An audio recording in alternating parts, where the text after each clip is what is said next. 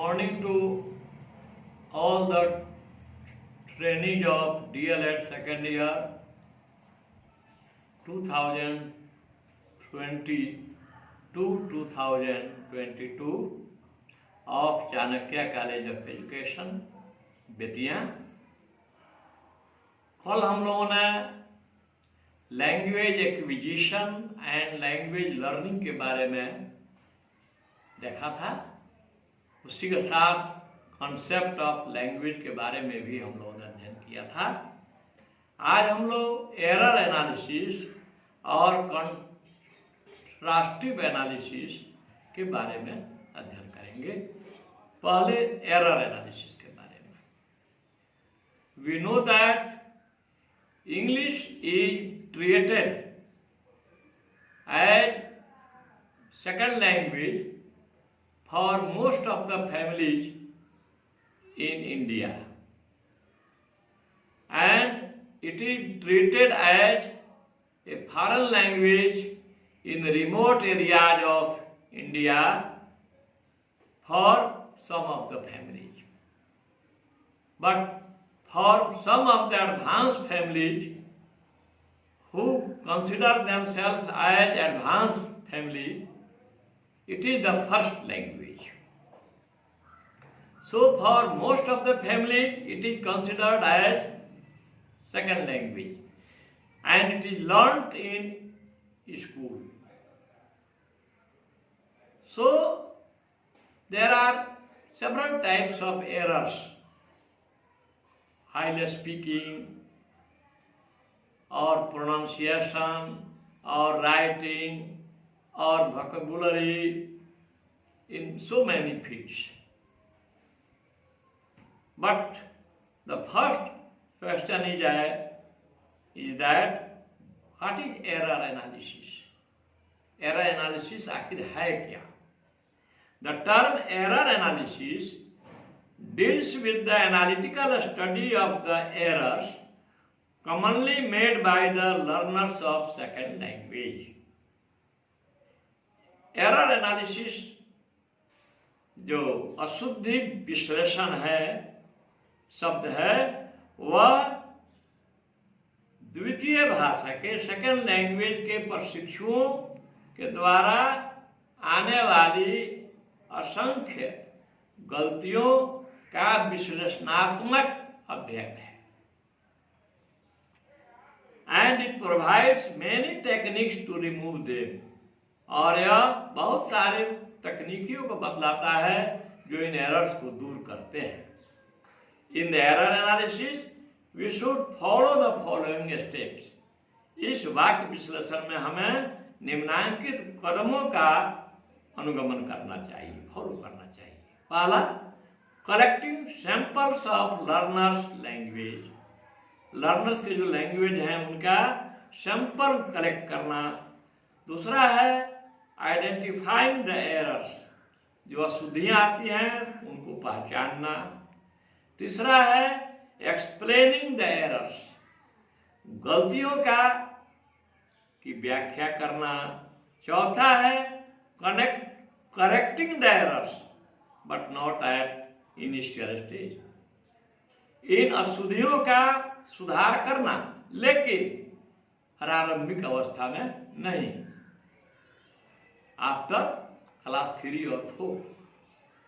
Providing situation for using appropriate language, उचित भाषा का प्रयोग करने के लिए प्रशिक्षुओं को, छात्रों को उचित स्थिति अवसर प्रदान करना। तो ये 5 स्टेप एरर एनालिसिस पर सबसे पहले आता है। कलेक्टिंग सैंपल्स, दूसरा आइडेंटिफाइंग द एरर्स, तीसरा एक्सप्लेनिंग द एरर्स, चौथा करेक्टिंग द एरर्स, और पांचवा providing situations for using appropriate language. अब एरर एनालिसिस किन किन क्षेत्रों में होता है, इसके लिए हम एक फिगर का प्रयोग कर सकते हैं। एरर एनालिसिस पहले हम लिख देंगे और उसको चारों ओर से घेरा बना देंगे।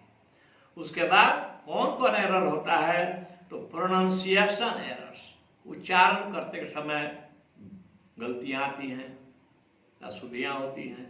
फिर दूसरा स्पेलिंग एरर्स, तीसरा वोकेबुलरी एरर्स, शब्द संबंधी गलतियां, चौथा स्ट्रक्चरल एरर्स, संरचनात्मक अशुद्धियां, अब पांचवा में अदर एरर्स। तो 5 प्रकार का एरर होता है। प्रोनाउंसिएशन, उच्चारण करते समय, स्पेलिंग, बोलते या लिखते समय,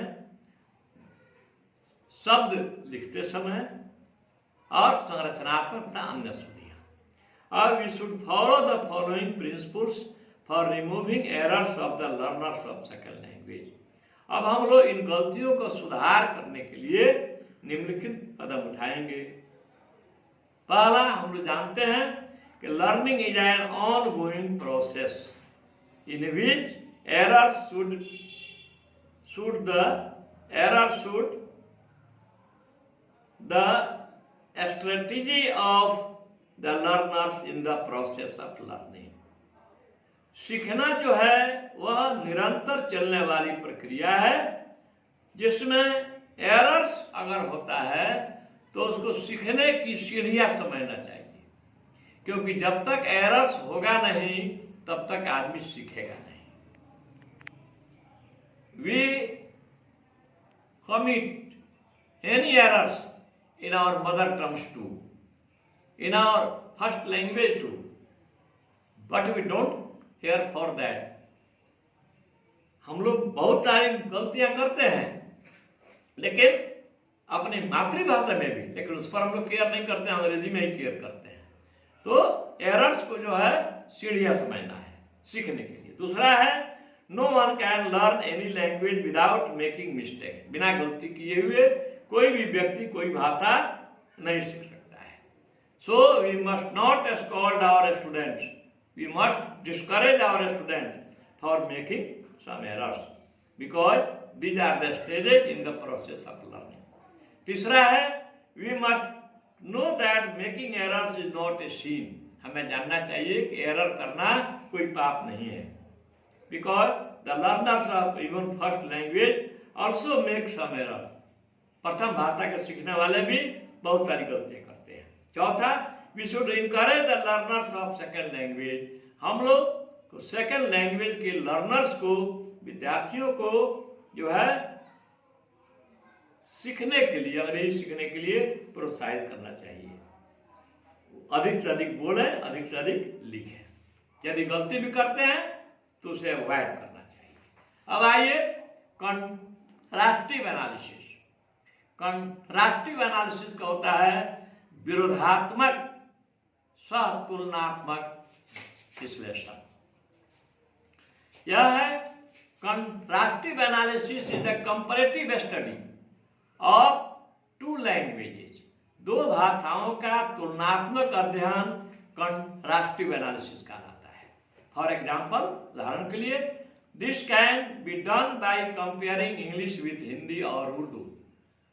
इसमें जो है उदाहरण के लिए हम मान सकते हैं कि अंग्रेजी की तुलना हिंदी से करना या उर्दू से करना।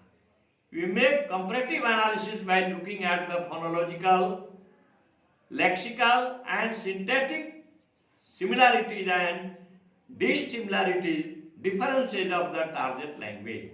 इसमें हम क्या करते हैं कि अंग्रेजी भाषा की तुलना जब दूसरी भाषा से करते हैं तो सबसे पहले हम उसके साउंड्स पर, फोनोलॉजी पर ध्यान देते हैं, तुलना करते हैं दोनों का अलग अलग, आगे हम बताएंगे। फिर लेक्सिकल, जिसमें वर्ड्स और फ्रेज होते हैं। फिर सिंथेटिक, जिसमें संरचना होता है। इनमें कहाँ कहाँ समानता है और कहाँ कहाँ असमानता है, इसी का विश्लेषण करते हैं। The chief aim of contrastive analysis is to help learners understand the source of errors and the areas of difficulty in second language learning. इसमें जो है कंट्रास्टिव एनालिसिस का मुख्य उद्देश्य होता है लर्नर्स को, प्रशिक्षुओं को मदद करना कि वे समझें कि उनका जो है सेकेंड लैंग्वेज लर्निंग में कहाँ कहाँ उनसे अशुद्धि होती है। अब let us think about phonological, lexical and synthetic differences. अब हम 3 कॉलम बनाएंगे। एक में रहेगा फोनोलॉजिकल डिफरेंसेस, उच्चारण संबंधी। 2 में रहेगा लेक्सिकल, वर्ड्स एंड फ्रेजेस संबंधी। 3 में रहेगा सिंथेटिक, इसमें रहेगा स्ट्रक्चर संबंधी। आइए देखें एक एक करके फोनोलॉजिकल देखें। इन हिंदी और Urdu we pronounce the word as we write it, but in English sometimes some letters pronunciations are silent and unpronounced such as. Hindi और उर्दू में जैसा हम बोलते हैं वैसा ही लिखते हैं, लेकिन अंग्रेजी में क्या है, कभी कभी ऐसा होता है कुछ शब्दों का, कुछ लेटर्स का उच्चारण साइलेंट रहता है। जैसे हम लिखते हैं HOUR, तो उसका उच्चारण होना चाहिए हावर, लेकिन वहां पर एच का उच्चारण साइलेंट होता है। क्या कहते हैं? आवर कहते हैं ना, आवर कहते हैं HOUR का। जैसे होता है ऑनेस्ट में उच्चारण करते हैं ऑनेस्ट, लिखते हैं हॉनेस्ट, नहीं, एच वहां पर साइलेंट है। ऑनर में भी एच साइलेंट है, आवर में भी साइलेंट है। फिर in the R ending words pronunciation of R is generally silent। जैसे जिन शब्दों के अंत में आर आता है उन शब्दों में आर का उच्चारण हम साइलेंट कर देते हैं। जैसे होता है बिहार, हम कहेंगे बिहार, तो अगला आदमी समझेगा कि इसको अंग्रेजी की जानकारी नहीं है। वहां का क्या करना है? बिहार। आर पर या तो उच्चारण हो ही नहीं, हो भी एकदम हल्का। जैसे होता है सेमिनार, लास्ट में आर है तो उसका उच्चारण साइलेंट कर देते हैं। उसी तरह some letters have different sounds. कुछ शब्द जो है, कुछ लेटर्स का उच्चारण जो है अलग होता है, लिखते कुछ है। जैसे CAT कैट माने बिल्ली, CITY चीटी। अरे भाई, तो सी उधर भी है, सी इधर भी है, तो एक तो उच्चारण कैट हो गया, एक तो में स्व हो गया। वैसे देख रहे हैं in cat C is pronounced as K, and in city C is pronounced as S. अब दोनों का अर्थ भी अलग हो जाता है। अब आइए लेक्सिकल डिफरेंसेस। इसमें क्या होता है? First we find that English language has prepositions before nouns or pronouns, but in Hindi we use post prepositions, and in Urdu both preposition and post position। क्या होता है कि अंग्रेजी में हम प्रीपोजिशन का प्रयोग लेक्सिकल वाला कर रहे हैं। प्रीपोजिशन का प्रयोग हम पहले करते हैं अंग्रेजी में। The book is on the table। पुस्तक कहाँ है? टेबल पर है। इधर हिंदी में क्या करते हैं कि जो है पुस्तक टेबल पर है। प्रीपोजिशन इसमें हिंदी में क्या हो गया? लास्ट में हो गया। अंग्रेजी में पहले हो गया। वैसे ही उर्दू में दोनों में होता है। आइए देखिए इंग्लिश में इन ए कार, इधर हिंदी है कार में, इधर फ्रॉम स्कूल पहले प्रीपोजिशन है तब नाउन है, इधर विद्यालय से, टू मार्केट बाजार को हिंदी में, विथ स्टिक छड़ी से, स्टिक के पहले है अंग्रेजी में और हिंदी में जाता है बाद में प्रीपोजिशन। उर्दू में आप देखेंगे फिलहाल हाल में, बमुश्किल मुश्किल से, ऐसे हो जाता है। दोनों ओर चलता है प्रीपोजिशन पोस्टपोजिशन।